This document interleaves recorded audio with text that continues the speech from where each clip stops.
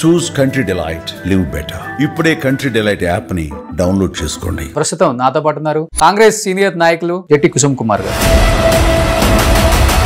So చాలా తక్కువ మంది తెలుసు మీరు రేవంత్ రెడ్డి గారు జాన్ జబ్బా ఫ్రెండ్స్ అని. అసలు మీ ఫ్రెండ్షిప్ గురించి ఏం చెప్తారు? మంచి కళాకారుడు. ఇప్పుడు మిమ్మల్ని కూర్చోబెట్టేసేసి మీ యొక్క చిత్రాన్ని యాజ్ ఇట్ ఈస్ గా వేసేయగలడు.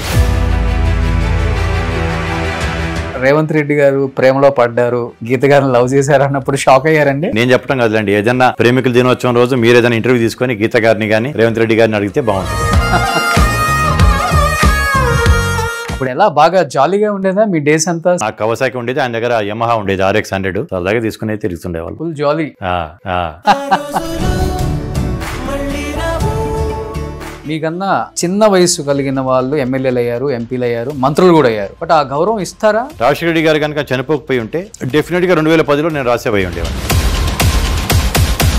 లాయలిస్టులకు ఎప్పుడు గుర్తింపు ఉంటుంది. లాయలిస్టులకు గుర్తింపు ఉంటే ముఖ్యమంత్రి బట్టి విక్రమార్కను లేకపోతే ఉత్తమ్ కుమార్ రెడ్డి అవ్వాల్సింది కదా. సార్ ఒక మాటలో చెప్పండి సార్, బయట రకరకాలుగా మాట్లాడతారు రేవంత్ రెడ్డి గారి గురించి. ఒకప్పుడు ఆయన చాలా లాబింగ్లు చేశారని, అదని బెదిరిస్తారని. వాటిల్లో నిజం అసలు ఎంత పర్సంటేజ్ ఉందంటే ఏమని చెప్తారు? గుడ్డగాసి మీద పడేయటం లాంటిదే కానీ దాంట్లో ఎటువంటి వాస్తవాలు లేవు. ఎక్కువ ఆయన షూ మంచి బ్రాండెడ్ వేసుకుంటారు, షర్ట్ గానీ. నరేంద్ర మోడీ గారి లాగా 10 లక్షల సూట్ అయితే వేసుకోవట్లేదు కదా. నరేంద్ర మోడీ గారు వేసుకునే షూట్ 10 లక్షల? జేడ్ బ్లూ, ఆయన జేడ్ బ్లూకి ఒక బ్రాండ్ అంబాసిడర్. హిందీలో దిలీప్ కుమార్, తెలుగులో NTR, తమిళంలో MGR, కన్నడంలో రాజ్ కుమార్. ఈ నలుగురు అదృష్టవంతులు. ఆ తరంలో పుట్టకుండా నరేంద్ర మోడీ తరంలో పుట్టుంటే నరేంద్ర మోడీ యొక్క నటన ముందు నలుగురు యొక్క నటన అనేది పని రాకుండా పోయేది. కుసుమ్ గారు, ఇప్పుడు హాట్ టాపిక్ బాగా జూబ్లీ హిల్స్ అసెంబ్లీ స్థానం.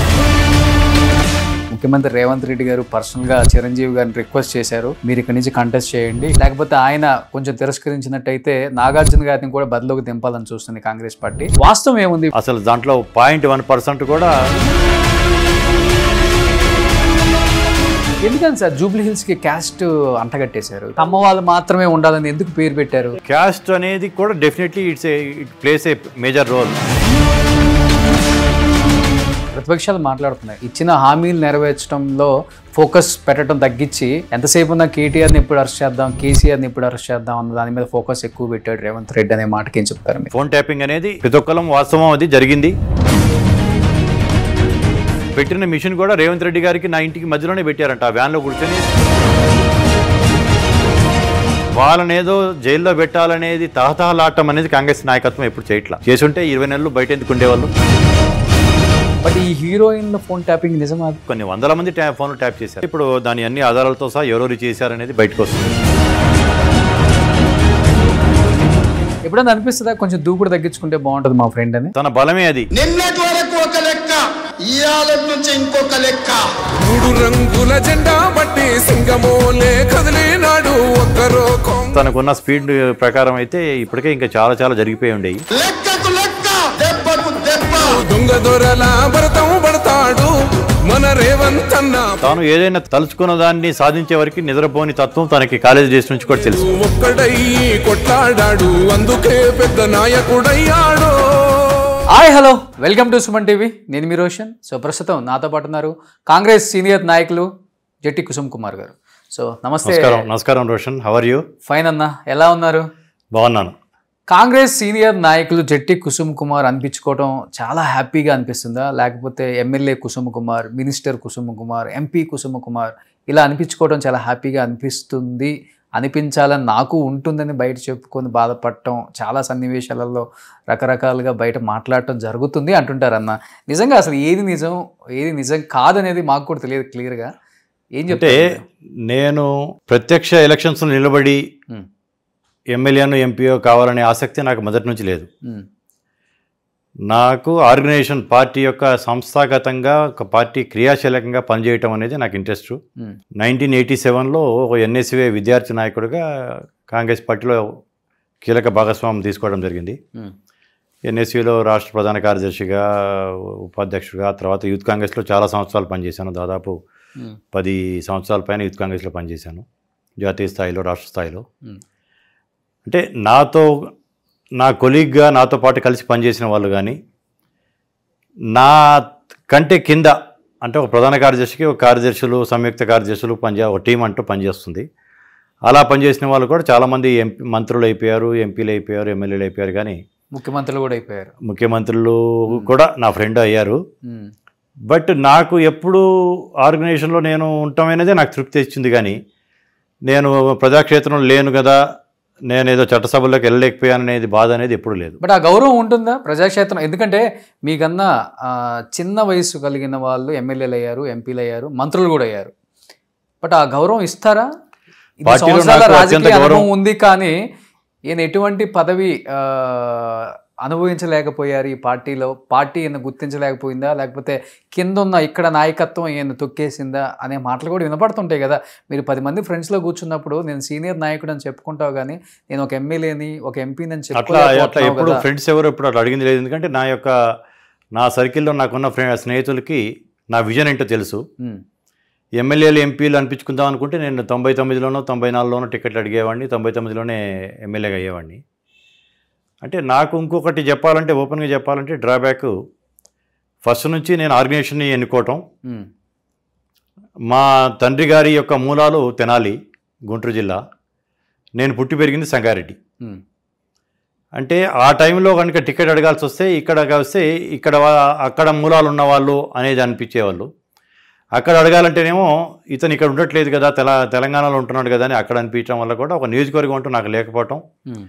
ఇక నియోజకవర్గాన్ని ఎత్తుక్కొని ఎంత శ్రమ పట్టడం కంటే ఆర్గనైజేషన్లో పనిచేద్దాం అనేది ఇనిషియల్గా నేను అట్లా అనుకోవటం వల్ల ఆ లైన్లోకి వెళ్ళడం జరిగింది. But there is no regret. పార్టీలో నాకు ఉండే గౌరవం నాకు ఉంది. అప్పుడు ఉమ్మడి ఆంధ్రప్రదేశే కదా, ఎక్కడైనా ఉమ్మడి ఆంధ్రప్రదేశ్లో అవకాశం కూడా ఉంది, 2 చోట్ల అవకాశం ఉంది. అప్పుడు ఇక్కడ అవకాశం లేదు. ఇప్పుడు నియోజకవర్గాలు కూడా అప్పుడు అంత ఇది కాలేదు, డీలిమిటేషన్ కాలేదు. ఇక్కడ ఉన్న దాంట్లో కూడా లేదు. ఆర్గనైజేషన్లో నాకు ఒక నియోజకవర్గం అంటూ ఒక పట్టు అనేది నేను పెంచుకోకపోవటం, ఇక నాకు కూడా ఆర్గనైజేషన్ మీద ఇంట్రెస్ట్ ఎక్కువ ఉండటం వల్ల ఎక్కువ టైం నేను ఆర్గనైజేషన్ కేటాయించడం తోట కూడా నేను ఆ లైన్ తీసుకోవడం జరిగింది. ఆ లైన్ తీసుకోవటం వల్ల నాకు తృప్తి మిగిలింది. కానీ నాకు గౌరవం అయితే నాకు ఉంది. మంత్రులైనా ఎవరైనా కానీ నాకు ఇచ్చే గౌరవం నాకు ఇస్తున్నారు. పార్టీలో నాకు ఉన్న సీనియారిటీ నాకు ఉంది, చాలామంది కంటే సీనియర్ని. ఆ గౌరవమే చాలు నాకు అనేది నాకు ఉంది. ఓకే. రాజశేఖర రెడ్డి గారు కనుక చనిపోకపోయి ఉంటే డెఫినెట్గా 2010లో నేను రాసేపోయి ఉండేవాడిని. ఆయన నాకు మాట ఇవ్వటం కూడా జరిగింది. సరే, ఇప్పుడు రాజశేఖర గారు లేకపోయినా కానీ కేవీపీ గారు ఉన్నారు, ఆయనే సాక్ష్యం నేను ఎంత సన్నిహితుడు రాజశేఖర గారికి అనే దానికి. ఒక్కొక్కరికి కొన్ని సంఘటనలు కొందరికి అవకాశాలుగా మలుచుకొని వాళ్ళకి అవకాశాలుగా అంది వస్తుంటాయి. కొన్ని సంఘటనల వల్ల కొందరు నష్టపోతుంటారు. ఓకే. అలా రాజశేఖర గారి యొక్క మరణం రాజకీయంగా నాకు కొంచెం ఇబ్బంది అయింది. సో స్కూల్లో ఒకటే బెంచ్ మేట్స్, ఇద్దరు బాగా తిరిగారు. ప్రజెంట్ ముఖ్యమంత్రి రేవంత్ రెడ్డి గారు, ఒకటే కాలేజీ. హైదరాబాద్లో మీరు తిరిగిన గల్లీ లేదు. అలాంటి ఫ్రెండ్ రేవంత్ రెడ్డి గారు మీకు. అలాంటిది ఇప్పుడు రాజశేఖర రెడ్డి గారు అంటే కొంత ఏజ్ గ్యాప్ ఉంది కాబట్టి బహుశా మీ ఇద్దరి మధ్య కొన్ని ఇష్టాలు చెప్పుకునే దాంట్లో, లేకపోతే ఆయన వినే దాంట్లో కొన్ని తారతమ్యాలు ఉండొచ్చు.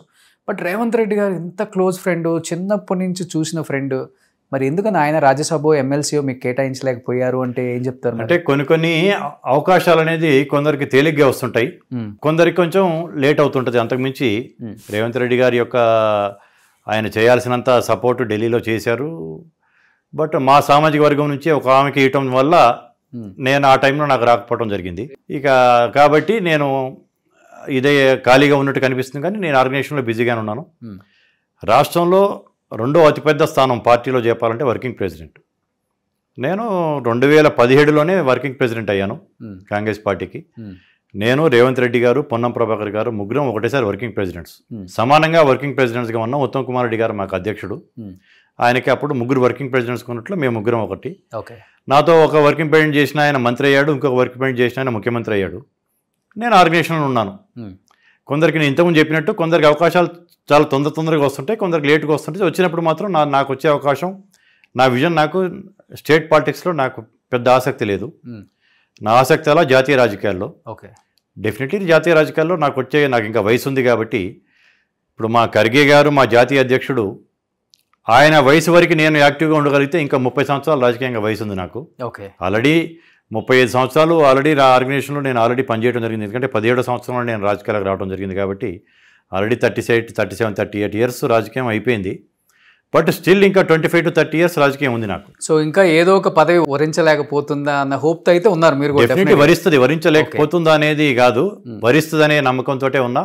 ఓకే, నాకున్న క్రమశిక్షణ, ఇప్పుడు I'm a loyalist to the party, I'm not a lobbyist. లాయలిస్టులకు ఎప్పుడు గుర్తింపు ఉంటుంది. ఇప్పుడు ఇక్కడ ఉర్దూలో చెప్పాలనుకుంటే నేను వతందార్ని, కాంగ్రెస్ పార్టీలో ఐఎమ్ ద స్టేక్ హోల్డర్. లాయలిస్టులకు గుర్తింపు ఉంటే ముఖ్యమంత్రి ఏ బట్టి విక్రమార్కనో లేకపోతే ఏ ఉత్తమ్ కుమార్ రెడ్డి అవ్వాల్సింది కదా. ఆ టైంలో రేవంత్ రెడ్డి గారు మొత్తాన్ని యూత్ని కదిలిచేశాడు, రాష్ట్ర ప్రజల్ని. కేసీఆర్కి వ్యతిరేకంగా పోరాటాలు చేశాడు. చేసి ఒక టెంపో క్రియేట్ చేయడానికి కారణమైంది రేవంత్ రెడ్డి గారు. సరే, బట్టి గారు సీనియరే, ఉత్తమ్ కుమార్ రెడ్డి గారు ఇంకా సీనియరు. అంటే ఆయన మాకు అధ్యక్షుడిగా కూడా పనిచేశాడు 7 సంవత్సరాలు దాదాపు. ఇంకా సీనియర్ చాలామంది ఉన్నారు. కోమటిరెడ్డి వెంకరెడ్డి గారు మాతో పాటు యూత్ కాంగ్రెస్ ఎన్ఎస్సీ నుంచి పనిచేసి వచ్చినాడు. ఆయన కూడా పార్టీ సీనియర్ మోస్ట్ నాయకుడు, నాకంటే కూడా వయసులో పెద్దాడు, నాకంటే సీనియర్ ఆయన.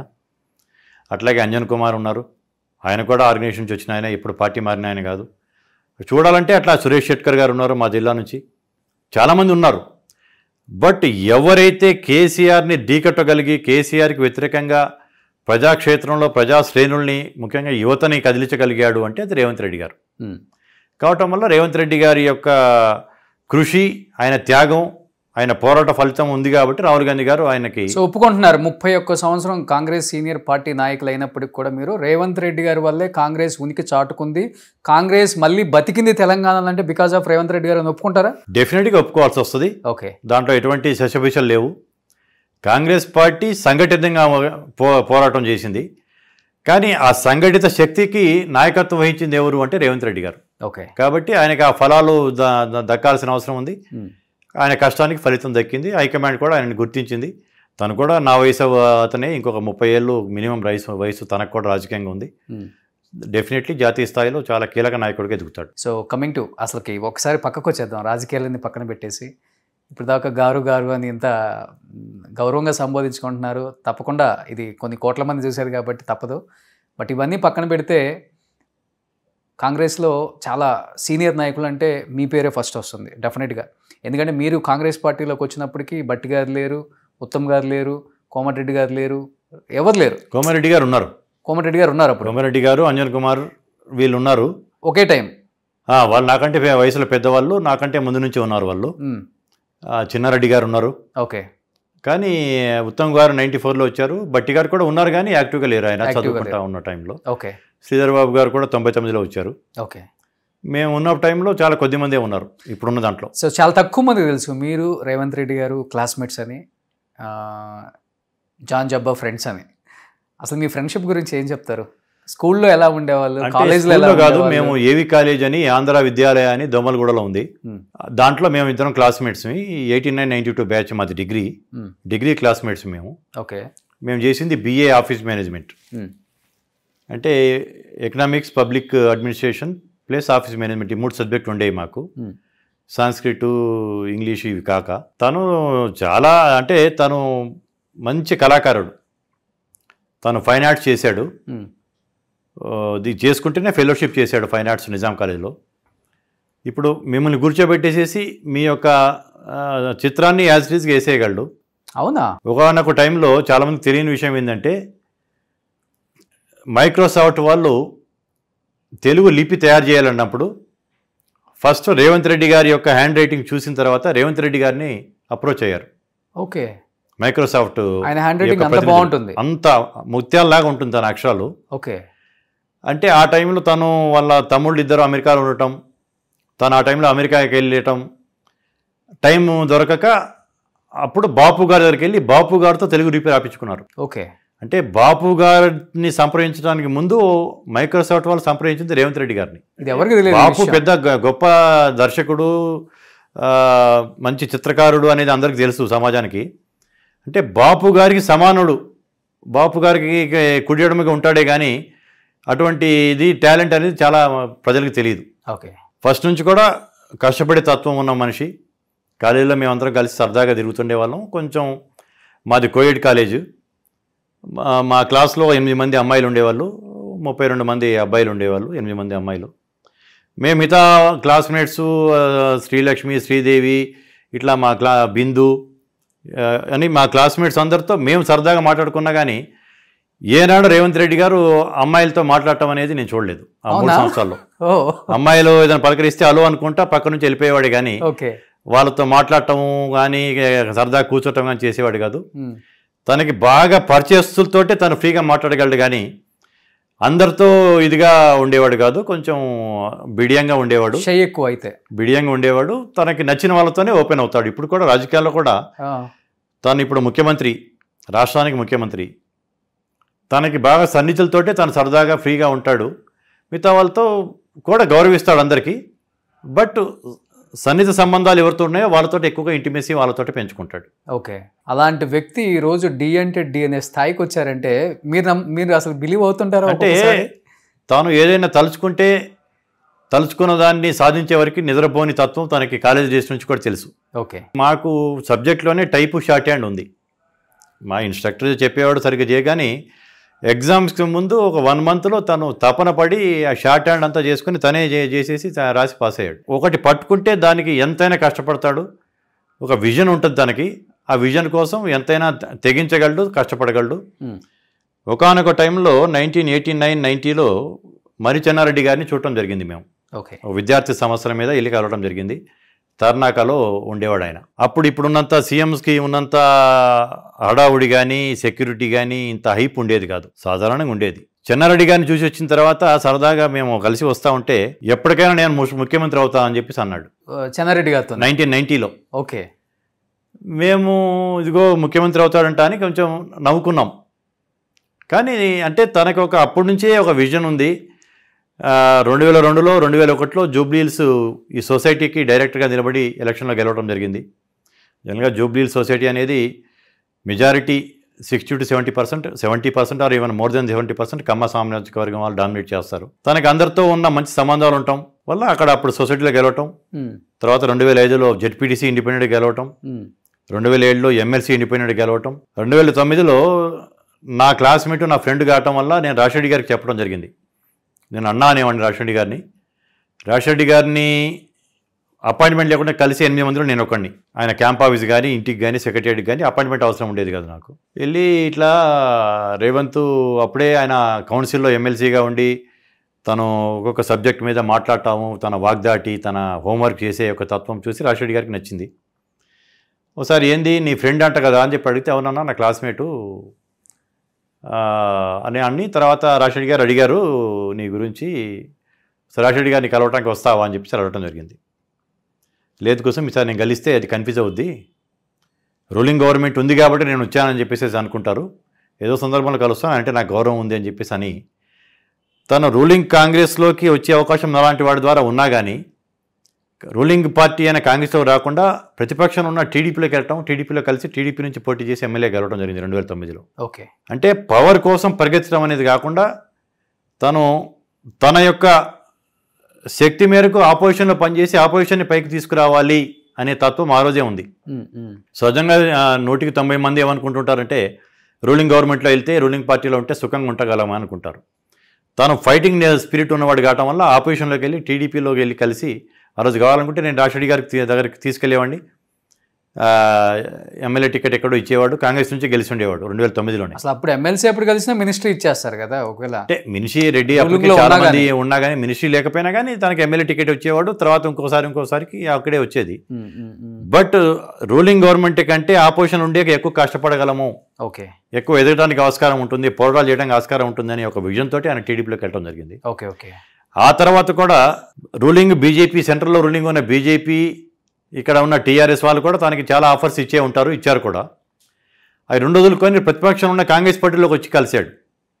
2017లో కూడా టీడీపీకి రాజీనామా చేసి తెలంగాణ ఆంధ్ర విడిపోయిన తర్వాత టీడీపీ ఉనికి ఇక్కడ ఉండదు అనే దాని మీద తనకు TDP is not the correct platform to defeat KCR అనే ఒక ఉద్దేశంతో ఆ రోజు కూడా ప్రతిపక్షంలో ఉన్న కాంగ్రెస్లోకి వచ్చాడు కానీ అధికారంలో ఉన్న బీజేపీలోకి పోలేదు.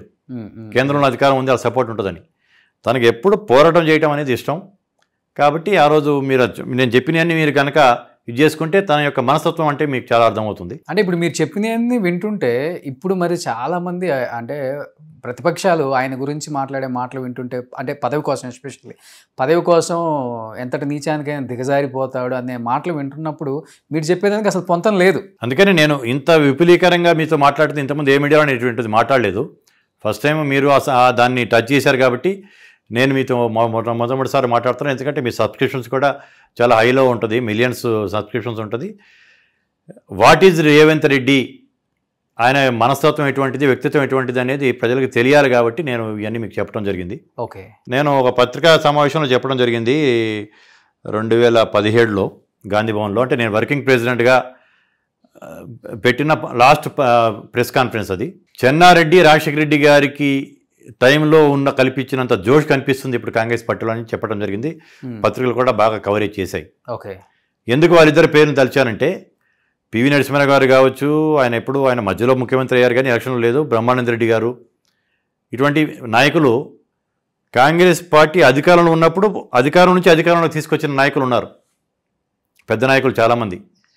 కానీ కాంగ్రెస్ పార్టీ అధికారం కోల్పోయి ప్రతిపక్షం ఉన్నప్పుడు అధికారం తెచ్చిన నాయకులు ఇప్పుడు దాకా ఇద్దరు ఇంతకుముందు. ఓకే, 1983 to 89 ఎన్టీ రామారావు గారి పరిపాలనని గద్దెదించి అధికారంకి తెచ్చింది ఆ రోజు పిసిసి ప్రెసిడెంట్గా మరి చెన్నారెడ్డి గారు. అలాగే 94 to 2004 10 years అధికారంలో ఉన్న చంద్రబాబు నాయుడు గారు, ఎన్టీ రామారావు గారి ప్రభుత్వాలని, చంద్రబాబు నాయుడు గారిని గద్దెదించి ఆ రోజు ప్రభుత్వాన్ని తీసుకొచ్చింది ఆ రోజు సిఎల్పి లీడర్గా ఉన్న రాజశేఖర రెడ్డి గారు. అలాగే 2014 నుంచి 24 వరకు అధికారంలో ఉన్న బీఆర్ఎస్ని గద్దెదించింది పిసిసి ప్రెసిడెంట్గా రేవంత్ రెడ్డి గారు. ఓకే, కాబట్టి రేవంత్ రెడ్డి గారిని వాళ్ళిద్దరితో పోల్చడం జరిగింది.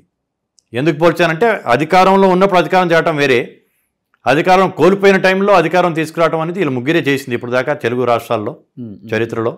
కాబట్టి వాళ్ళిద్దరు సరసన ఆయనని మనం చూడాలనేట్టుగా నేను మాట్లాడడం జరిగింది. ఎలా ఉంటుంది మీ ఫ్రెండ్షిప్? ఒకప్పుడు క్లాస్మేట్స్, బెంచ్ మేట్స్ అన్నారు, మా ఇద్దరు చాలా క్లోజ్. పదవులు మారిపోయాయి, మరి ఇప్పుడు చనువు ఉందా లేకపోతే సార్ అనాల్సి? చనువు అనేది అట్లాగే ఉంది. నేను నలుగురితో ఉన్నప్పుడు డెఫినెట్లీ ఆయన నన్ను కుసుం సార్ అని అంటాడు, ఎవరితో నాకు సంబంధించాలన్నప్పుడు నేను సీఎం గారు, సీఎం సార్ అంటాను.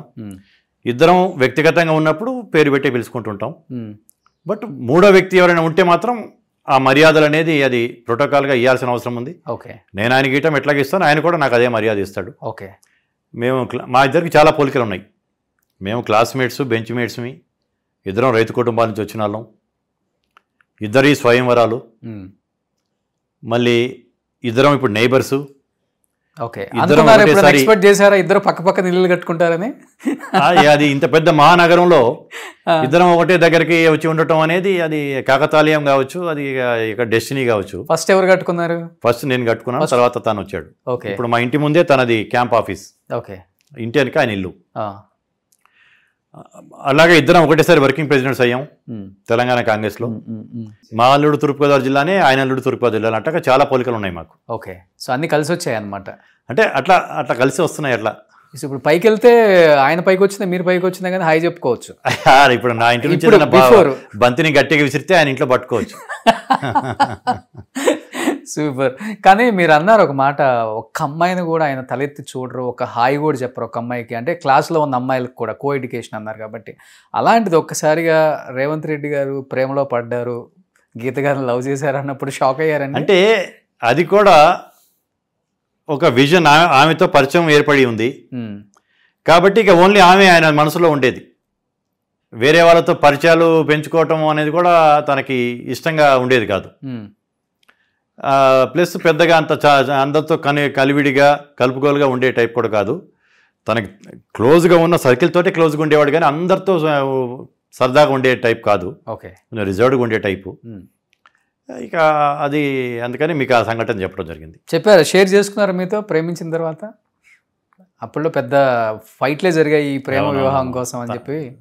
చేసుకునేవాడు, తను ఢిల్లీ వెళ్ళి వస్తుండేవాడు, అవన్నీ తెలుసు. అవన్నీ నేను చెప్పడం కాదులేండి. ఏదన్నా ప్రేమికుల దినోత్సవం రోజు మీరు ఏదైనా ఇంటర్వ్యూ తీసుకొని గీత గారిని కానీ రేవంత్ రెడ్డి గారిని అడిగితే బాగుంటుంది.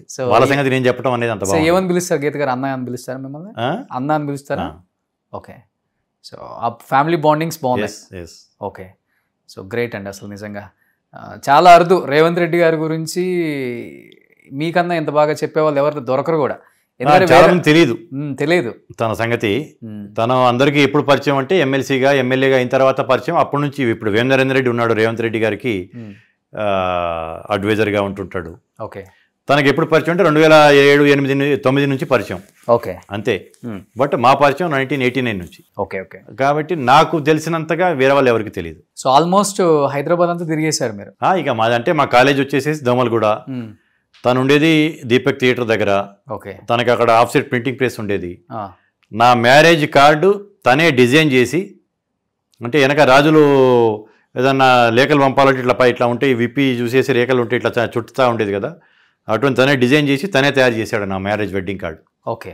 91లో నా మ్యారేజ్ అయింది, 92లో తన మ్యారేజ్ అయింది. నా మ్యారేజే ముందయింది. ఓకే. నా మ్యారేజ్ కూడా వచ్చాడు. ఆ ఫోటోల్లో, పాత ఫొటోస్లో, మ్యారేజ్ ఫొటోస్లో ఉన్నాడు కలిసి మాతో. విజయవాడలో జరిగింది నా మ్యారేజ్. ఓకే. మధుకాల మంటపంలో. అక్కడికి 91 మార్చి 1 నాడు అక్కడికి రావడం జరిగింది. అవన్నీ మధుర. సో ప్రింటింగ్ ప్రెస్ ఆయన స్వయంగా నడిపేవాడు. వాళ్ళ బ్రదర్స్ అక్కడ నుంచి ఆఫ్సెట్ ప్రింటింగ్ మిషన్స్ పంపేవాళ్ళు. అక్కడ ఆఫ్సెట్ అనేది అక్కడ తీసేసి నెక్స్ట్ టెక్నాలజీకి వెళ్ళిపోయారు అమెరికా వాళ్ళు. అప్పుడు మన ఇండియాలో అప్పుడప్పుడే ఆఫ్సెట్ ప్రింటింగ్ ప్రెస్లు వస్తూ ఉండేవి. ఓకే. ఈయన అక్కడ నుంచి వాళ్ళ బ్రదర్స్ తోటి అవి అక్కడ ఉన్న తీసేసినవి ఇంపోర్ట్ చేసుకుని రీసైకిల్ చేసి ఆ మిషన్స్ కూడా చాలా ప్రింటింగ్ ప్రెస్లకు ఇచ్చేవాడు. ఈయన దగ్గర కూడా ఉండేది ఒక ప్రెస్. ఓకే. అప్పుడు ఎలా బాగా జాలీగా ఉండేదా మీ డేస్ అంతా? సినిమాలకు వెళ్ళటం అంటే జనరల్గా కాలేజ్ డేస్లో ఎవరి లైఫ్ అయినా, కాలేజ్ డే లైఫ్ ఎవరికైనా జాలీగానే ఉంటుంది. ఎక్కువ ఏ సినిమాలకు వెళ్తుంటారు?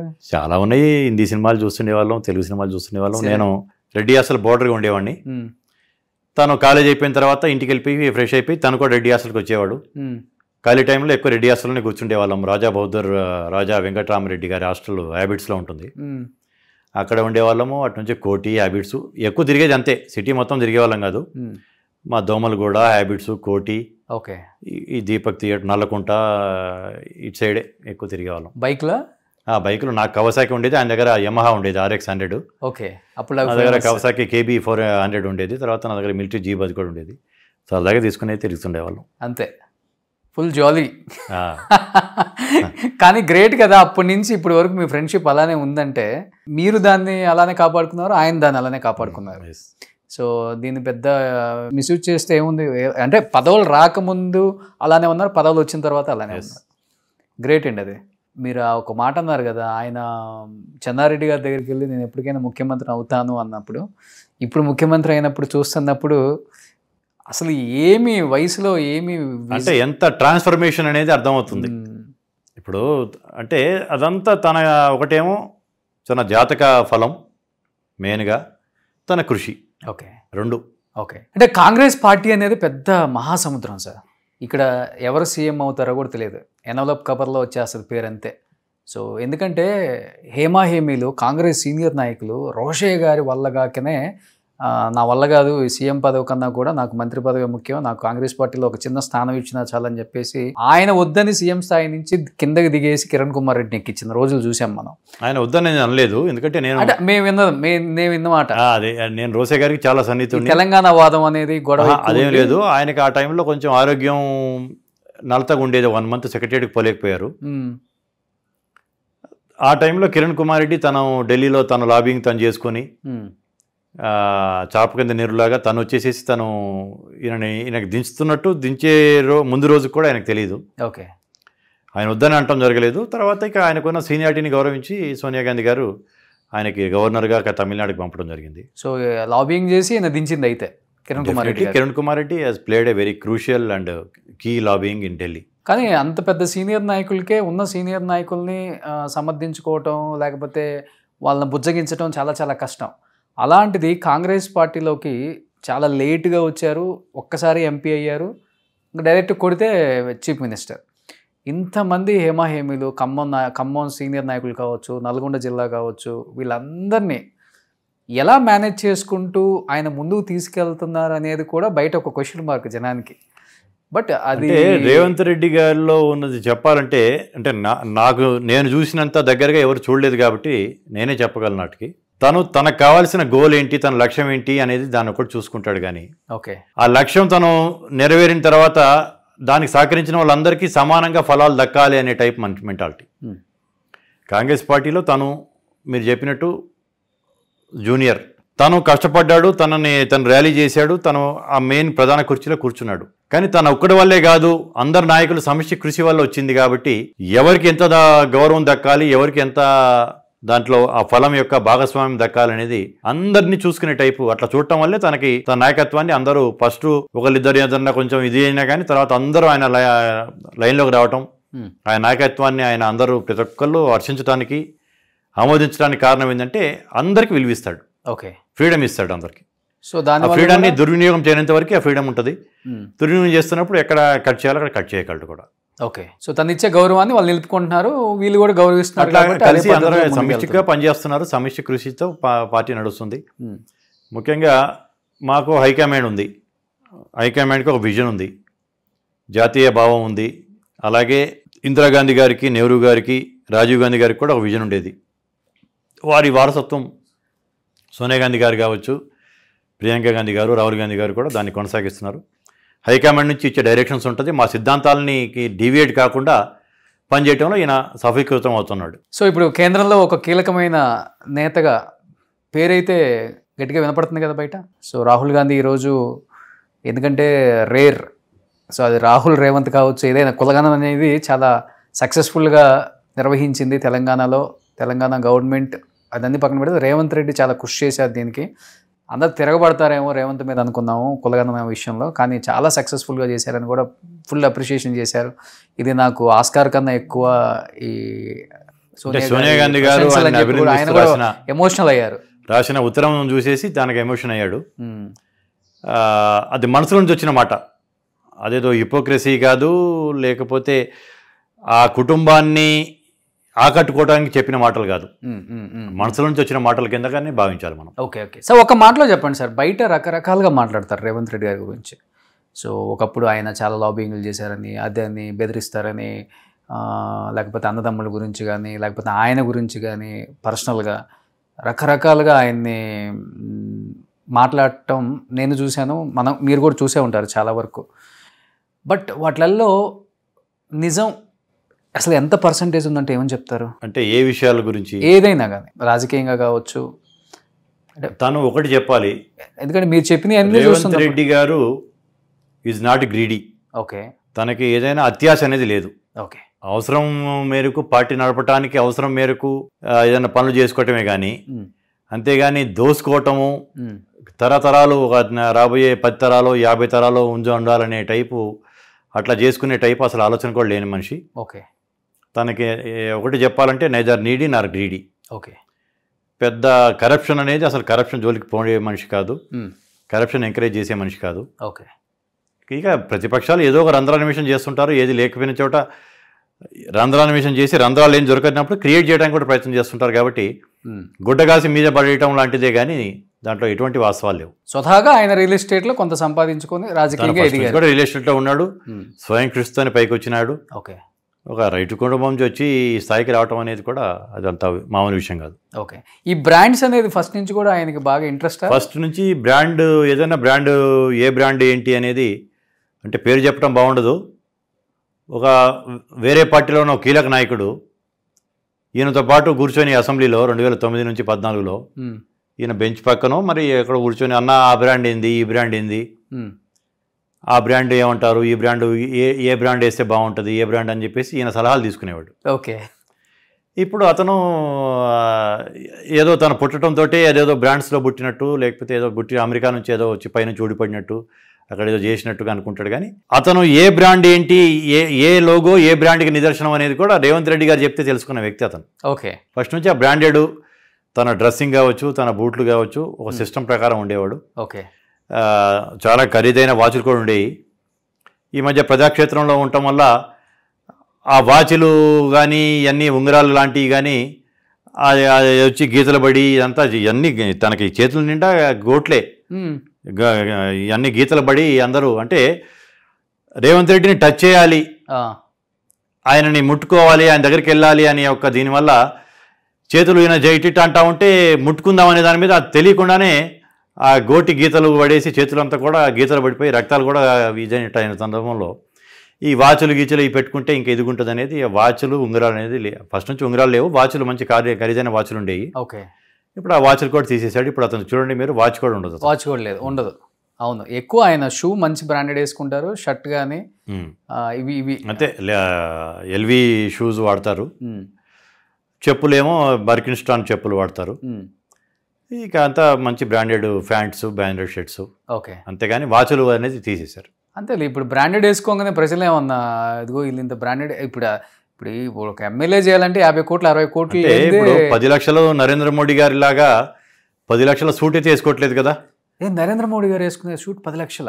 జేడ్ బ్లూ, ఆయన జేడ్ బ్లూకి ఒక బ్రాండ్ అంబాసిడర్, అత్యంత ఖరీదైంది. ఇప్పుడు జేడ్ బ్లూ అని మనకి బంజారాస్లో ఉంది చూడండి. ఓకే, ఇప్పుడు నేను ఇది గుర్తించింది కూడా జేడ్ బ్లూలోనే. ఇప్పుడు మీది కూడా 10 లక్షల. నాది ఎంత 30,000 20,000 ఉంటుంది. ఓకే, అంటే ఆయన అంత ఖరీదైన సూట్లు వాడతాడు. ఏముంటుంది సార్ దాంట్లో 10 లక్షలు? ఏమో మరి, అది నేను దాని మీద రీసెర్చ్ చేయలేదు. కానీ మీరు వెళ్ళి జేడ్ బ్లూలో కనుక్కోండి, నరేంద్ర మోడీ మీరు కొన్నారు కదా, అందుకని నేను కుట్టించాను. అక్కడ అదే ఉంటుంది, రకరకాలు ఉంటాయి అక్కడ బట్టలు. నాకు నచ్చినవి ఆ ప్యాటర్న్ తీసుకోవడం జరిగింది.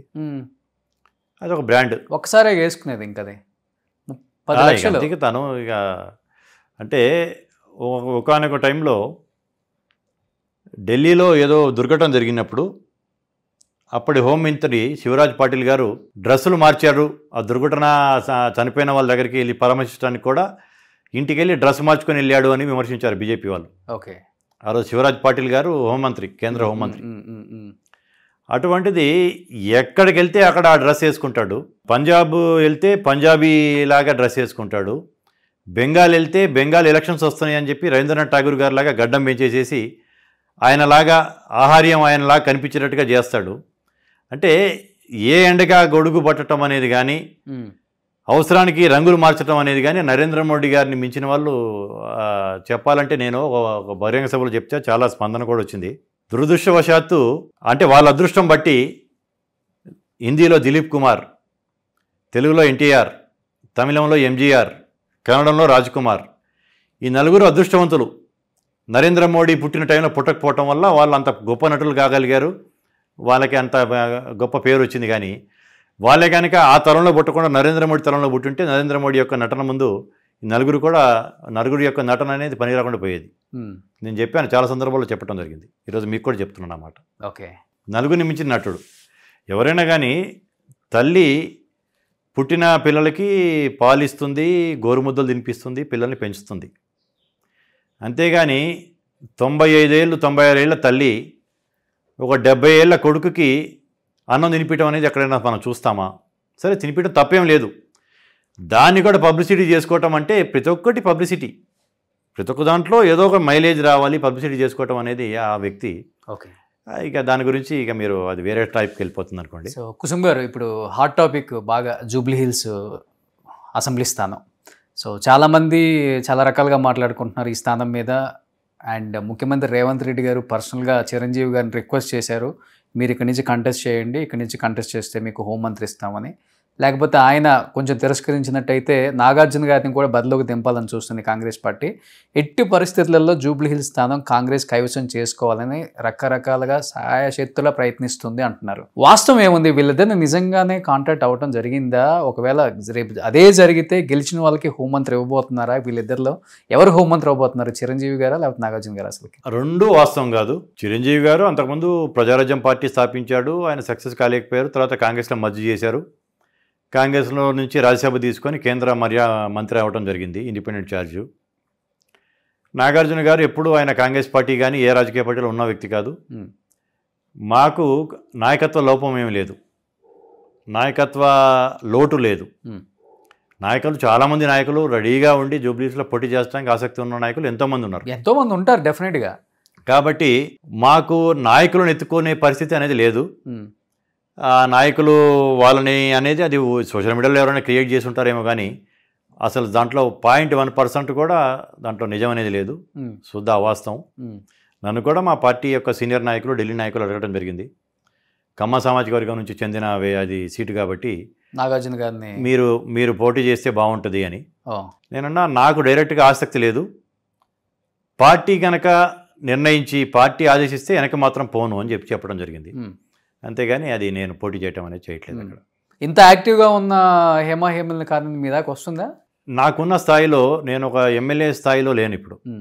నాకున్న సీనియారిటీ నాకు ఇప్పుడు నేను గనక కావాలి అనకపోయినా కానీ నన్ను అడుగుతున్నారు, నేను ఓకే అంటే నాకు వచ్చింది టికెట్. బట్ నాకు ఆసక్తి లేదు. పార్టీ కనుక నిర్ణయించి నిజంగా నేను ఏ పని చేయనా పార్టీ పనికి నేను ఆశిస్తాను, పార్టీ యొక్క ఆదేశాలని శిరసావహిస్తానని చెప్పేసి నేను చెప్పడం జరిగింది. అది రావటం రాకపోవటం అనేది అసలు ఛాన్సే లేదు. నేను పార్టీ నేను ఎస్ అని చెప్పేసి అంటే నాకు ఇస్తారు. అంటే ఒకప్పుడు హైకమాండ్ ఏది చెప్తే అది రేవంత్ రెడ్డి చేయాలి, ఈరోజు రేవంత్ రెడ్డి ఏది చెప్తే అది హైకమాండ్ చేసే పరిస్థితిలో హైకమాండ్ ఉంది. ఆ స్థాయికి తీసుకొచ్చుకున్నారు ఆయన మంచితనంతో, ఆయన చాకచక్యంతో, ఆయన కష్టంతో అనే మాట వాస్తవం కాదా? బయట మాట్లాడుకున్నావా? అది తప్పు. హైకమాండ్ అల్టిమేట్లీ మాది జాతీయ పార్టీ, మా యొక్క ఆలోచనలు ఏమన్నా వాళ్ళతో పంచుకుంటాం, వారి ఆదేశాల ప్రకారమే ఇక్కడ పనిచేస్తాం. ముఖ్యమంత్రి గారు కావచ్చు, మంత్రులు కావచ్చు, పార్టీ అధ్యక్షుడు కావచ్చు, పార్టీ యంత్రాంగం కావచ్చు. జాతీయ పార్టీలో సొంత నిర్ణయాలు అంటూ రాష్ట్ర నాయకులు చేసుకోవటం ఉండదు. ఒక వాల్యూ ఇస్తారు కదా డెఫినెట్గా. రాజశేఖర రెడ్డి గారికి ఆ వాల్యూ ఇచ్చారు కదా, మీరు దగ్గర నుంచి చూశారు కదా. ఇప్పుడు వాల్యూ అనేది రేవంత్ రెడ్డి గారు ఏదన్నా ప్రపోజల్ పెడితే డెఫినెట్లీ దానికి ఆమోదిస్తారు, దాని వాల్యూ ఉంటుంది. అంతేగాని డిక్టేట్ చేసి మనం ఏది కావాలో అది హైకమాండ్తో చేయించుకోవటం అనేది జరగదు కాంగ్రెస్ పార్టీలో. మనం చెప్పేది వాళ్ళకి నచ్చితే వాళ్ళు ఆమోదిస్తే మనం ఇంప్లిమెంట్ చేయాలి. కానీ కొన్ని మనం చెప్పే వాళ్ళకి నచ్చకపోతే దాన్ని అట్లా పెండింగ్ పెట్టేయమంటే పెట్టేసేయాల్సి వస్తుంది. కానీ వాళ్ళకి వ్యతిరేకంగా పోవటం అంటూ జరగదు. ఓకే, ఇప్పుడు ఎవరు దిగబోతున్నారు జూబ్లీ హిల్స్ బదులు కాంగ్రెస్ పార్టీ నుంచి? అంటే ఏమో తెలియదు, చాలా మంది పేర్లు వినపడుతున్నాయి. అజరుద్దీన్ ఆల్రెడీ పోటీ చేస్తున్నాడు. అజరుద్దీన్ కావచ్చు, లేకపోతే అంజన్ కుమార్ ఇక్కడ 10 సంవత్సరాలు ఎంపీగా పనిచేస్తున్నాడు. యాదవ్ సామాజిక వర్గం, బలంగా ఉన్న సామాజిక వర్గం, ఆయన కావచ్చు, లేకపోతే లోకల్లో ఇంకెవరైనా కావచ్చు. కానీ చిరంజీవి గారు నాగార్జున గారు కాదా? చిరంజీవి గారికి నాగార్జున గారికి అసలు అవుట్ ఆఫ్ క్వశ్చన్. మేబీ వాళ్ళకి ఇంట్రెస్ట్ ఉంటే, రేపు ఇంట్రెస్ట్ ఉన్నా కానీ ఈజ్ నాట్ దట్ ఈజీ. వాళ్ళకి ఇంట్రెస్ట్ ఉంటుందని నేను అనుకోను. ఇంట్రెస్ట్ ఉండుంటే చిరంజీవి గారు రాజకీయాల్లో కొనసాగే ఉండేవారు. ఓకే, ఆయన కాంగ్రెస్ పార్టీలో ఉన్నప్పుడు ఇంట్రెస్ట్ ఆయన కనుక కావాలంటే ఆంధ్ర రాష్ట్ర పిసిసి పగ్గాలు కూడా ఆయన చేతికి ఇచ్చేవాళ్ళు కాంగ్రెస్ పార్టీ. లేదు జాతీయ స్థాయిలో ఉంటారంటే జాతీయ ప్రధాన కార్యదర్శి చేసి ఏదో పెద్ద రాష్ట్రానికి ఇన్ఛార్జ్ కూడా ఇచ్చేవాళ్ళు. ఆయన రాజకీయాల నుంచి తప్పుకున్నారు కాబట్టి ఆయన ఉంటారనేది అసలు నేను అనుకోను. మీరు చెప్పిన రెండో ఆయన పేరు కూడా ఆయనకి అసలు రాజకీయాల్లో ఏముంది, అసలు కాంగ్రెస్ పార్టీకి ఏం సంబంధం ఆయనకి. సో ఇంతకే ఎవరు గెలిచినా కానీ మినిస్టర్ అయితే కన్ఫర్మ్. హైదరాబాద్ నుంచి ఎవరు లేరు కాబట్టి మంత్రివర్గంలో కంపల్సరీ ఉండాలని ఏం లేదు, అవకాశాలు ఉంటాయి అంతే తప్పించి కంపల్సరీ అనేది కాంగ్రెస్ పార్టీలో ఏది కంపల్సరీ అనేది చెప్పలేము. ఓకే, అప్పుడున్న సామాజిక సమీకరణ బట్టి, ఓకే, అప్పుడున్న పరిస్థితులను బట్టి ఉంటుంది. కానీ అంతేగాని వీళ్ళకి అష్యూరిటీ ఉంది, వీళ్ళు కన్ఫర్మ్ అనేది మనం చెప్పలేము. సో బదిలో మీరు కూడా కొంచెం అయితే నేను లేనట్టే పార్టీ అడిగింది నన్ను. నేనన్నా నాకంటూ నాతో నేను అడగను, పార్టీ ఆదేశిస్తే మాత్రం వెనకపోను అని చెప్పడం జరిగింది. ఓకే, పార్టీ నిర్ణయం చేసుకుంటా చూద్దాం. అడిగే వాళ్ళు చాలామంది ఉన్నారు కాబట్టి అడిగే వాళ్ళని కాకుండా అడిగిన వాడిని తెచ్చి ఇస్తుంది అనేది కూడా నేను అనుకోవట్లేదు. ఎందుకని సార్ జూబ్లీ హిల్స్ కి క్యాస్ట్ అంటగట్టేశారు? కమ్మ సామాజిక వర్గం అంటే గోపి గారు వాళ్ళు మాత్రమే ఉండాలని ఎందుకు పేరు పెట్టారు? క్యాస్ట్ అనేది కూడా definitely it plays a major role. Caste తో పాటు ఎవరు ఏ పార్టీ ఏ నాయకత్వం మనకి ఎక్కువ మేలు జరుగుద్ది అనేది కూడా చూస్తారు. ఓకే, అంతా ఎడ్యుకేటెడ్ వాళ్ళు ఉంటారు. జూబ్లీస్ నియోజకవర్గం చూసుకుంటే దాదాపు 2 లక్షల పైన ఆంధ్ర మూలాలు ఉన్న వాళ్ళు ఉంటారు. 1 లక్ష మంది వరకు మైనార్టీ సోదరులు ఉంటారు. ఇంకా మిగతా 40-50-60 వేలు లోకల్ వాళ్ళు ఉంటారు. అది చాలా డిఫికల్ట్ చూడటానికి. అది జూబ్లీ హిల్స్ అనే కానీ జూబ్లీ హిల్స్ ఇప్పుడు మా ఇల్లు ఉంది జూబ్లీ హిల్స్లో. జూబ్లీ హిల్స్ మేము జూబ్లీ హిల్స్ ఓటర్స్ కాదు, మేము Khairatabad voters. Total Jubilee hills comes అంటారు ఖైరతాబాద్ అసెంబ్లీ. ఈ మధురా నగర్, కళ్యాణ్ నగర్, బోరబండ, ఎర్రగడ్డ ఇవన్నీ జూబ్లీ హిల్స్ కిందకి వస్తాయి. కాబట్టి కాంగ్రెస్ పార్టీ డెఫినెట్లీ ప్రెస్టీజియస్గా తీసుకోవడం జరుగుతుంది ఈ యొక్క ఎలక్షన్ని. మేము మా యొక్క కాంగ్రెస్ పార్టీ గెలుపు అక్కడ నెక్స్ట్ జిహెచ్ఎంసీలో కాంగ్రెస్ పార్టీకి అనుకూలంగా మారుతుంది. 200% జూబ్లీ హిల్స్ గెలుపు అనేది కాంగ్రెస్ అంటారు. చాలా అవసరం. అందరం పూర్తి స్థాయిలో పనిచేస్తాం. ఓవరాల్గా అయితే మీకు కూడా కొంచెం క్యాస్ట్ ఫీలింగ్ ఎక్కువ అని బయట ఒక టాక్ ఉంది. ఎందుకంటే ఈ మధ్య KTR and CM Ramesh issue అప్పుడు కూడా నేను స్పందించాను. క్యాస్ట్ ఫీలింగ్ అనేది అనలేను. నేను పుట్టి పెరిగింది సంగారెడ్డి. నా ఫ్రెండ్స్ అందరూ చిన్నప్పుడు ఉండే ఫ్రెండ్స్. నాకు జగ్గారెడ్డి చైల్డ్హుడ్ ఫ్రెండ్. ఇంకా వేరే వాళ్ళు ఎవరు ఒక కమ్మ సామాజిక వర్గం అతను కూడా నాకు అసలు ఫ్రెండ్షిప్ లేరు సంగారెడ్డి ఉన్న రోజులు. సంగారెడ్డి నుంచి హైదరాబాద్కి ఏవీ కాలేజ్కి రావడం జరిగింది. నేను ఉన్నది రెడ్డి హాస్టల్లో ఉన్నా. నాకు ఎక్కువ మిత్రులు రెడ్డీసు, వేరే వెనకబడిన యాదవులు, గౌడ్లు ఇటువంటి వాళ్ళు అందరూ ఉన్నారు. బట్ ఒక సామాజిక వర్గాన్ని పక్క రాష్ట్రంలో ఉన్న అప్పుడు ఉన్న అధికారంలో ఉన్న ఒక ముఖ్యమంత్రి అటాక్ చేసి ద్వేషించి ఈర్ష్య చేసి వాళ్ళని అందరినీ వీరి పైకి ఉసిగొలుపుతా ఉన్న టైంలో ఈ రాష్ట్రంలో కూడా వాడుకొని మమ్మల్ని వదిలేసిన టైంలో మనం సంఘటితం కావాల్సిన అవసరం ఉంది. ఏదేమైనా క్యాస్టిజాన్ని ఈ యొక్క సమాజం నుంచి తీసేయలేము, మతాన్ని ఎంత తీసేయలేము, కులాన్ని కూడా తీసేయలేము. మనం పుట్టంగానే వెళ్ళేసేసి ఏదైనా బర్త్ సర్టిఫికేట్ అడిగితే ఏం కులం అని చెప్పి అడుగుతారు. అక్కడి నుంచే మొదలవుతుంది క్యాస్ట్ అనేది. ఎవరి కులంకి ఏ జాతి పక్షులు ఆ జాతికి చేరుతుంటాయి కాబట్టి ఎవరు ఆ క్యాస్ట్ని ఎవరి కావాలో వాళ్ళ క్యాస్ట్ మీద అభిమానం ప్రేమ ఉండటం సహజం. కానీ వేరే క్యాస్ట్ని ద్వేషించడం అనేది తప్పు అనేది నా యొక్క భావన. దానివల్ల నేను కేజీఎఫ్ అని కమ్మ గ్లోబల్ ఫెడరేషన్ అని కేజీఎఫ్ అని స్థాపించడం జరిగింది. ప్రపంచంలో ఉన్న కమ్మ వారందరినీ ఏకతాటి మీద తీసుకొచ్చే లక్ష్యంతో కమ్మ గ్లోబల్ ఫెడరేషన్, అంటే ప్రపంచ కమ్మ సంఘాల సమాఖ్య తెలుగులో చెప్పాలంటే. దాన్ని అనుకోకుండా ఒక వైబ్రెంట్ సినిమా పేరు కూడా కేజీఎఫ్ అనేది రావడం జరిగింది. గత జూలైలో మేము ప్రపంచ కమ్మ సభలు ఏర్పాటు చేయడం జరిగింది. ముఖ్యమంత్రి రేవంత్ రెడ్డి గారిని చీఫ్ గెస్ట్గా పిలవటం, ఆయన దాన్ని ఇనాగ్రేషన్ చేసి కమ్మ అంటే అమ్మ లాంటిది, ఈ కులం అనేది నలుగురికి అన్నం పెట్టే కులం ఇది అని చెప్పేసి ఆయన కూడా మా గురించి చాలా గొప్పగా మాట్లాడటం. దాని ద్వారా మేము అంటే సమాజానికి మేమేదో గొప్పలం అని చెప్పి నేను చెప్పడానికి కదా మా ఉద్దేశం. అది సమాజానికి మేము ఏం చేసామనేది తెలియని వాళ్ళు నిష్కారణంగా మమ్మల్ని ద్వేషిస్తున్నారు, ఈర్ష్యపడుతున్నారు. అది తప్పు. సమాజానికి మేము ఎంతో చేశాము. ప్రభుత్వాలు ప్రభుత్వ రంగ సంస్థలు కల్పించిన ఉద్యోగాల కంటే కూడా మా కమ్మ సామాజిక వర్గం కల్పించిన ఉద్యోగాలు ఎక్కువ. మీరు గమనించండి, ఎక్కడైనా చూసుకోండి, మీరు డాటా ఉంది నా దగ్గర. కొందరు తెలిసి తెలియని వాళ్ళు చిన్న చిన్న యూట్యూబ్ ఛానల్స్ కావచ్చు, స్టింగర్స్ కావచ్చు, తెలిసి తెలియకుండా పట్టుమంది గుప్పిడి మంది ఉంటారు, వీళ్ళు అన్నిట్లో వీళ్ళే పెత్తనం చేస్తుంటారు, మీడియాని శాసిస్తుంటారు, సినీ రంగాన్ని శాసిస్తున్నారు, రాజకీయాన్ని శాసిస్తున్నారు అని చెప్పేసి పరిశ్రమలు శాసిస్తున్నారు అని చెప్పి అంటుంటారు. ఆ యొక్క ఇది తప్పు అని చెప్పడానికే మేము మా యొక్క బ్రోచర్లో సైంటిఫిక్గా రీసెర్చ్ చేసి 2,10,00,000 మంది కమ్మ సామాజిక వర్గం యొక్క ప్రజలు ఉన్నారు భారతదేశంలో. అంటే భారతదేశ జనాభా 140 కోట్లు అయితే 1.5% ఉన్నాం మేము, సంఖ్యాపరంగా తక్కువ కాదని చెప్పడం జరిగింది. దాంట్లో భాగంగా ఈయన సీఎం రమేష్ కూడా అతను పైకి వచ్చింది, రాజకీయంగా పైకి వచ్చింది ఒక కమ్మ నాయకుడి వల్ల, ఒక కమ్మ నాయకత్వం వహిస్తున్న పార్టీ నుంచి. అటువంటి వాడు నీ స్వలాభం కోసం, నువ్వు కాంట్రాక్టుల కోసం ఇటు ఊసరవెల్లిలాగా జంపులు చేస్తున్నావు, చేసుకో. ఒక సామాజిక వర్గాన్ని కేటీఆర్ ఒక సామాజిక వర్గాన్ని తిట్టాడు అని చెప్పేసి అన్నాడు, అట్లాగే మా సామాజిక వర్గాన్ని కూడా తిట్టాడు అంటే మేము స్పందించే వాళ్ళం కాదు. ఆ సామాజిక వర్గాన్ని తిట్టాడు అని చెప్పేసి కమ్మ సామాజిక వర్గాన్ని ఏం తిట్టాడని ఉచ్చరించాడు తన నోటితో 3-4 సార్లు. దాంతో అది అతను నిజంగా అన్నాడా అంటే ఆధారాలు చూపెట్టు అని కేటీఆర్ని కూడా నువ్వు విలీనం చేస్తాననే మాట, సీఎం రమేష్ అన్న మాట ఖండించావు, కానీ కమ్మ సామాజిక వర్గాన్ని తిట్టావనే మాట నువ్వు ఖండించలేదు కాబట్టి నువ్వు అన్నట్టుగానే భావించాల్సి వస్తుంది.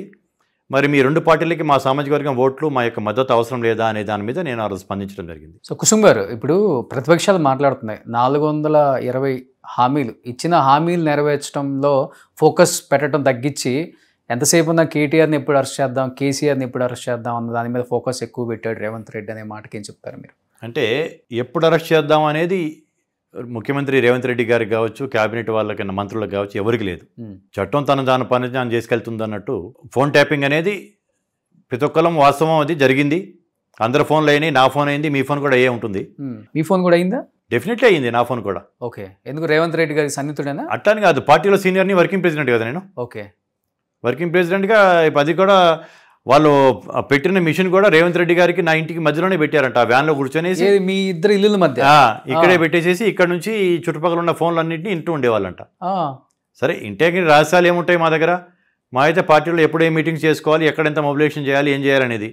ఎలక్షన్ టైంలోనే కొంచెం డబ్బులు, ఇదిగో పలానా రోహన్కి 10 లక్షలు పంపండి అంటే మిమ్మల్ని పట్టుకుంటారేమో, కానీ మామూలు టైంలో ఏముంటుంది మా దగ్గర మాట్లాడుకోవడానికి? నా ఫోన్ కూడా అయిందంటారా? అయితే డెఫినెట్గా అయ్యే ఉంటుందని నేను అనుకుంటున్నా. ఓకే, మీడియాలో ఉన్నారు మీరు, కీలకమైన Suman TV, popular news channel, definitely అయ్యే ఉంటుందని అయింది అనేది నేను చెప్పట్లేదు. మాదైనా ఏముంటుందిలే, ఎప్పుడు ఇంటర్వ్యూ చేద్దాం సార్, ఎప్పుడు వచ్చాను అంతే తప్పించి ఇంకేం మాట్లాడుకుంటారు? వాళ్ళని ఏదో జైల్లో పెట్టాలనేది తహతహలాటం అనేది కాంగ్రెస్ నాయకత్వం ఎప్పుడు చేయట్లా. చేసుంటే 20 నెలలు బయట ఎందుకు ఉండేవాళ్ళు. బట్ ఈ హీరోయిన్ ఫోన్ ట్యాపింగ్ నిజమా? అది దానివల్ల చాలా గొడవలు జరిగాయి పర్సనల్గా. చాలా మంది చేశారు. ఇప్పుడు దాని అన్ని ఆధారాలతో సహా ఎవరెవరు చేశారనేది బయటకు వస్తుంది. చాలా మంది, కొన్ని 100ల మంది ఫోన్లు ట్యాప్ చేశారు. ఓకే, అంటే వాళ్ళకి విచ్చలవిడిగా చట్టాన్ని తన చేతిలోకి తీసుకొని విచ్చలవిడిగా రాజరికం పోకడుతూ నడిచారు. ఇప్పుడు మీరు జిల్లాలు చూడండి, ఇన్ని జిల్లాలు అవసరమా తెలంగాణకి? అన్సైంటిఫిక్గా ఒక్కొక్క జిల్లా అయితే 1.5 అసెంబ్లీకి ఒక జిల్లా. ఓకే, సిరిసిల్ల జిల్లా తీసుకున్నా కానీ, వనపర్తి జిల్లా తీసుకున్నా కానీ 1.5 అసెంబ్లీ. నర్సాపూర్ ఇప్పుడు మెదక్ జిల్లా తీసుకుంటే 2.5 అసెంబ్లీస్. అసలుకి ఎంత అన్సైంటిఫిక్, దీనివల్ల ఎంత ప్రభుత్వానికి ఖర్చు అవుతుంది ఏంటి అనేది కూడా చూడకుండా అడిగినాడికి రాజు ఏం చేస్తాడు, తనకి నచ్చితే దానం చేసుకుంటే పోతారు కదా, ఇదిగో నీకిది నీకిది నీకిది అని. అలా రాజకీయపు నడిచాక ప్రజాస్వామ్యబద్ధంగా నడిచిన ప్రభుత్వం కాదు. ఓకే, వాళ్ళు చేసిన తప్పులకి డెఫినెట్లీ కాళేశ్వరం ముంపు కావచ్చు, కాళేశ్వరం జరిగిన అవినీతి కావచ్చు, ఫోన్ ట్యాపింగ్ కావచ్చు, ఇంకా చాలా చాలా ఉన్నాయి.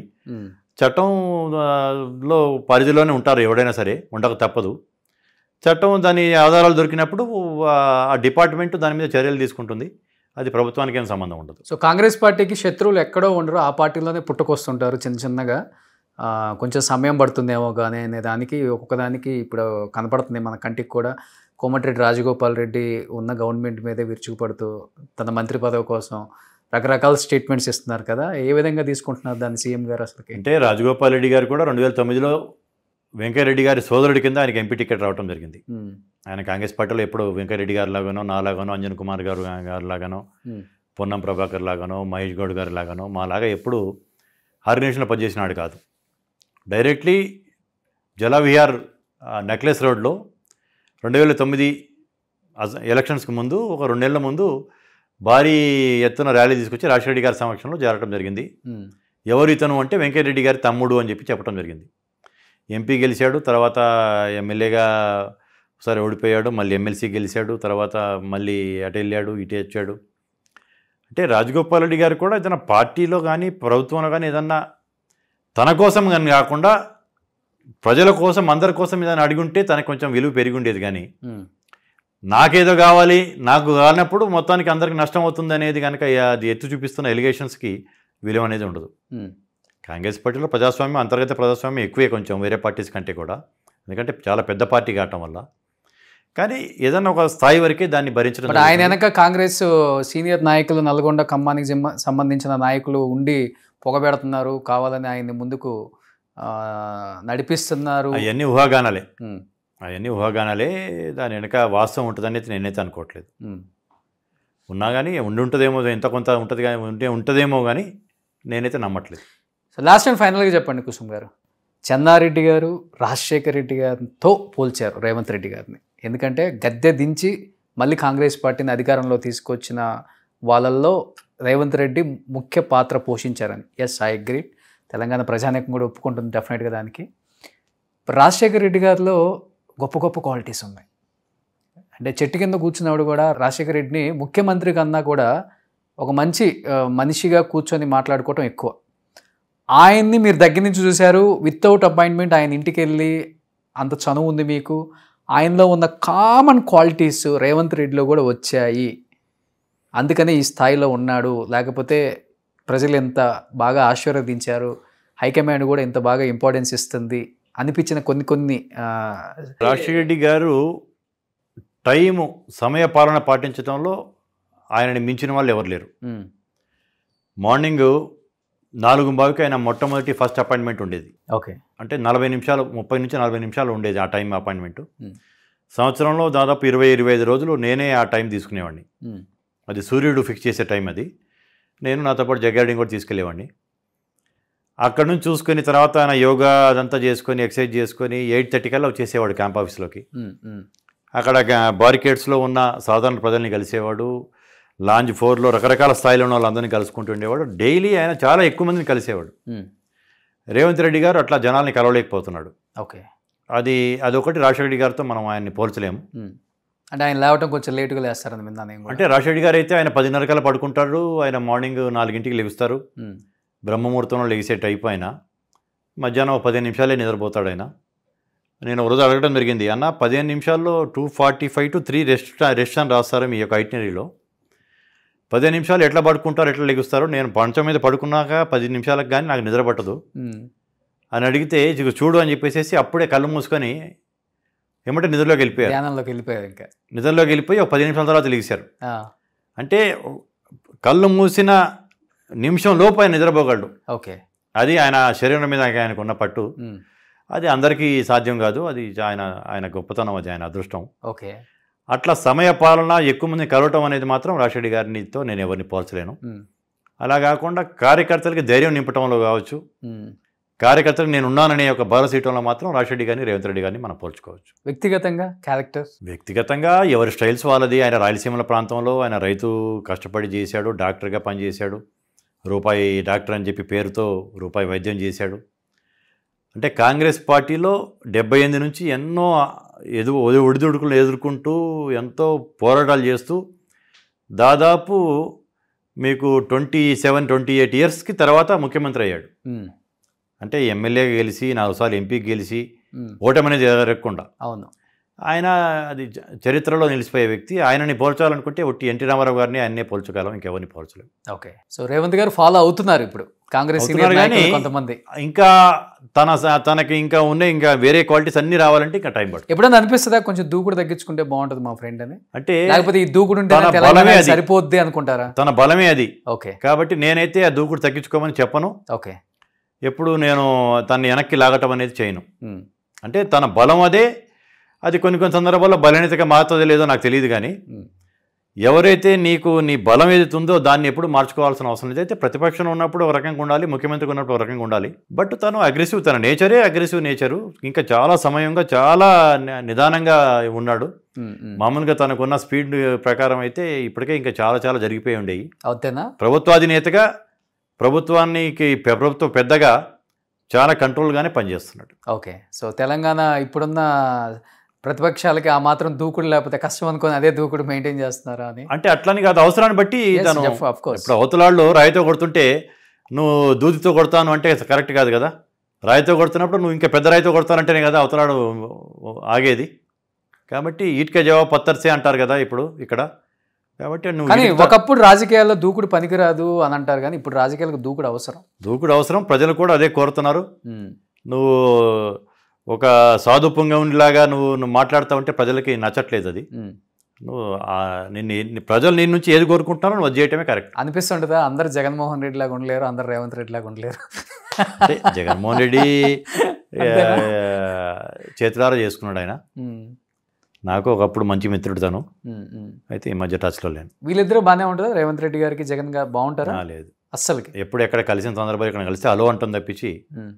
ఎందుకంటే పార్టీ డిఫరెంట్ కావటం వల్ల ఎప్పుడు వీళ్ళు కలిసి ఎక్కడ కూర్చోవటం కానీ కలిసి మాట్లాడటం కానీ ఎక్కడ జరగలేదు. ఓకే. మాట్లాడుతుంటారా రేవంత్ గారితో ఫోన్లో ఎప్పుడన్నా? సీఎం అయిన తర్వాత టైం ఇస్తున్నారు ఫ్రెండ్కి? ఏదో టైంలో ఏదైనా ఇంపార్టెంట్ ఉంటే మెసేజ్ చేసుకుంటా ఉంటాం. ఆయన ఫోనే వాడరు అంటారు అసలుకి? వాడతారా? ఆయన చేతిలో ఫోన్ పట్టుకోవడం కూడా చూడలేదు. ఉండదు, కానీ పిఎల్ దగ్గర ఉంటుంది. ఏదైనా కీలకంగా ఉంటే ఆయనకి ఇస్తుంటారు, చూస్తుంటాడు. అంటే ఆయనకి ఫోన్ లిఫ్ట్ చేసి మాట్లాడటం ఇష్టం ఉండదు, తొందరగా ఫోన్ లిఫ్ట్ చేయరు ఆయన, ఎవరు ఫోన్లు కూడా అంటుంటారు. సహజంగా ఫోన్లలో పెద్దగా మాట్లాడు. బట్ ఏదైనా అవసరం వచ్చినప్పుడు మాత్రం పిఎల్ ఫోన్ నుంచి మాట్లాడతారు, లేకపోతే తన ఫోన్ నుంచి అయినా సరే. రేర్గా తన ఫోన్ నుంచి కూడా మాట్లాడతారు. ఇప్పుడు నేను కూడా కొంచెం రేవంత్ గారిని ఫాలో అవుతున్నా, ఫోన్లలో మాట్లాడటం మానేసి. అంటే అది విన్న తర్వాత అంటే తను అంతకుముందు ఉన్నప్పుడు కూడా తన ఫోన్ టైపింగ్ చేసి అన్ని చేసేసి ఇబ్బంది అయింది కాబట్టి కొంచెం ఫోన్లలో మాట్లాడటం అనేది తగ్గించుకున్నాడు. ఓకే. ఇప్పుడు ముఖ్యమంత్రి అయినాక ప్రతి సెకండ్ అనేది విలువైంది కాబట్టి ఇప్పుడు అంత టైం కూడా ఉండదు తనకి. ఏం సేవ్ చేసుకున్నారు మీ దాంట్లో? తన పేరుతోటే సేవ్ చేసుకుని ఉంటాం, రేవంత్ అంతే. సో ఇప్పుడు మేమైతే ఫ్రెండ్స్ అయితే పలానా దీపక్ ఫ్రెండ్ అనో లేకపోతే రాజు ఫ్రెండ్ అనో పెట్టుకుంటాం. అట్లా అవసరంలా, పేరుతో తెలుసుకుంటే సరిపోతుంది. ఓకే. సో అతను సాధారణ వ్యక్తి కాదు కదా, అటువంటి ఆ పేరుతో ఇంకా 2-3 ఎవరు లేరు కదా నా ఫ్రెండ్స్. అంటే ఫ్రెండ్స్ అంటే సాధారణ వ్యక్తి అని కాదు, ఫ్రెండ్ కాబట్టి ఫ్రెండ్ అని పెట్టుకుంటాం. మీరు ఎలా? అట్లేం లేదు, ఉట్టి పేరుతోటే పెట్టుకున్నాం. Okay, super. సో మీ జర్నీ, మీ ఫ్రెండ్షిప్ ఇలానే ఉండాలని మనస్ఫూర్తిగా కోరుకుంటూ ఇంకా కీలకమైన పదవుల్లో మిమ్మల్ని చూడాలి కుసుమ్ గారు. ఎందుకంటే అజాత శత్రువు, అన్ని పార్టీల వాళ్ళు కూడా మీ పేరు చెప్పగానే మంచి వ్యక్తిరా అనుకునే స్థాయిలోనే ఉన్నారు. కాబట్టి బట్ పదవులు అనేవి ఎప్పుడు వస్తాయో ఎప్పుడు పోతాయో తెలియదు, వాటి కోసం ఎప్పుడు మీరు కూడా పాకులాడింది లేదు. కాబట్టి అధిష్టానమైనా లేకపోతే మీ ఫ్రెండ్ అయినా మిమ్మల్ని గుర్తించి ఏదో ఒక పదవిలో మిమ్మల్ని కూడా చాలామంది చూడాలనుకుంటారు. కాబట్టి మీ నియోజకవర్గం ప్రజలు కావచ్చు, మీ కుటుంబ సభ్యులు కావచ్చు, ప్రతి ఒక్కరికి ఆశ ఉంటుంది. అది నెరవేరాలని మనస్ఫూర్తిగా కోరుకుంటున్నాను. Thank you so much.